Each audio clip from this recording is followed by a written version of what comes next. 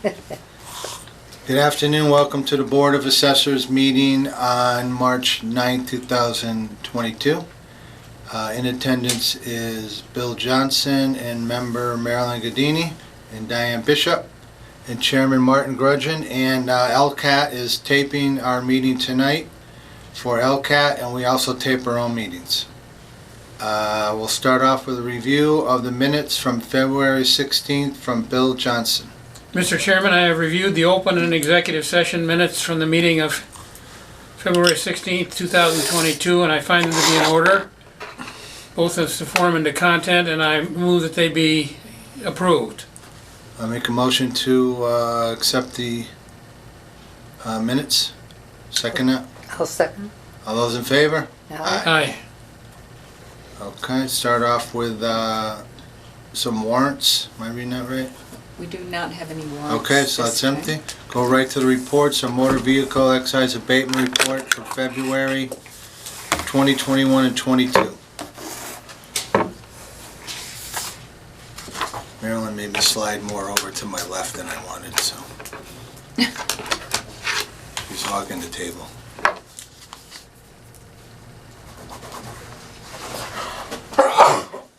Bless you. God bless you. COVID.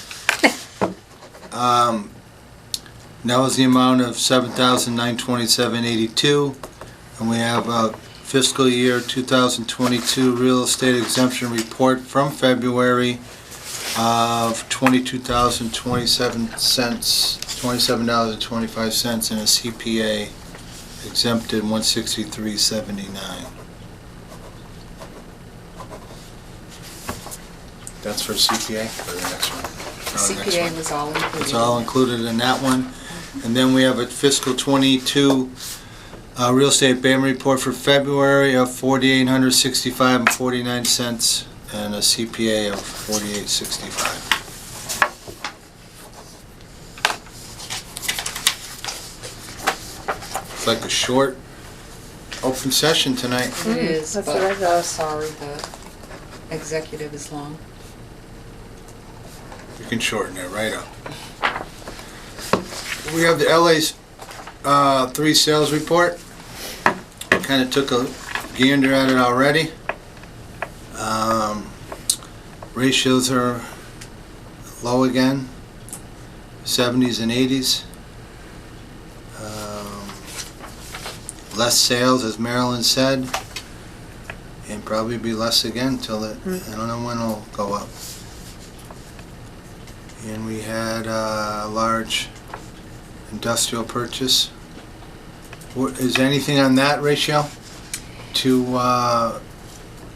research? I have to just find out if it was a paper transaction or a lot of times the commercial buildings, when they purchase the business along with the real estate. Right. So it's very hard to determine. The buyer name is very familiar to me, and I don't know why they bought something else.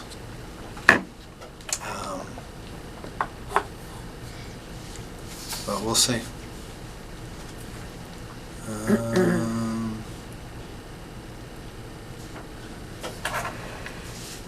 Yeah, that's it. Any thoughts, Bill? Anything? You all set on LA3? All set. Okay. Move on to. The building permit report was not completed. Okay. So it'll have to be postponed until, or tabled until next time. Okay. Now the director's report update. Okay, it will be brief. The FY23 forms of list and the 3 ABCs were due on March 1st. Some of them are still trickling in. And if a taxpayer has not sent it in yet, if they're still in need of a form or a possibility of an extension, they should give us a call as soon as possible. Recertification year, we are, although it's fiscal 23, I've already been working with our DOR advisor. She will be coming in probably the middle of April to start pulling cards to do her field review in East Long Meadow. She's checking for data quality.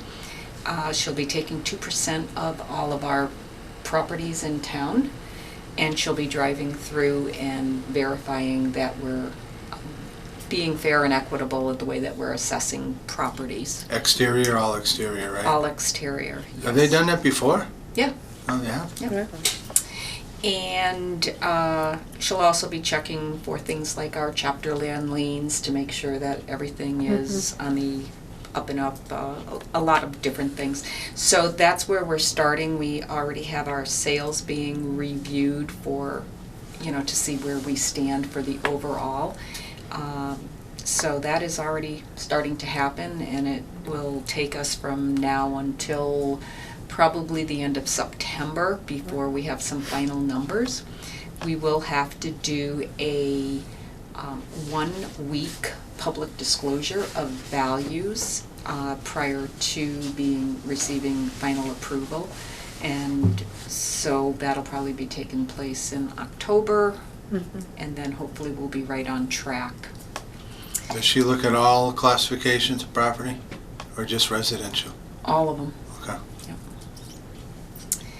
And our FY23 income and expense forms, they are going to be mailed out next week. These forms are going to go to all commercial and industrial real property owners, and it's really important this year to get extremely good data, because this is going to assist us in our fiscal 23 assessments for all commercial properties. We are looking for information on the real estate, not the business that is in the real estate. If we send them out on March 15th, they'll be due back 60 days, or May 15th. We're aiming for the 15th. If we send them out the 16th, they'll be due May 16th, so it's still a 60-day period.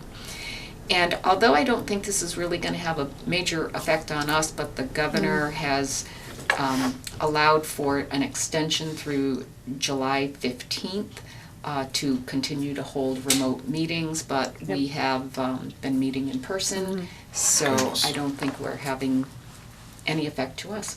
That's about it. Great. Are other offices or departments going to start going in person? I don't know. Okay.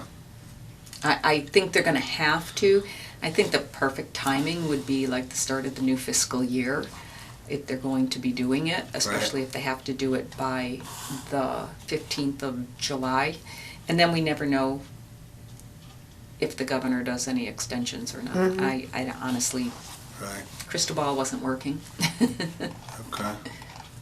I believe, is that it for open session? That's it. Okay. I make a motion to go into executive session for motor vehicle excise and boat abatement exemptions, fiscal 22 real estate statutory exemptions, and to look at some real estate abatements for fiscal 22 and an abatement ATV update. And we will be returning to open session to record our votes. Now we'll take a roll call vote. Bill Johnston, Yes. Marilyn Gandini, Yes. Martin Grudgeon, yes.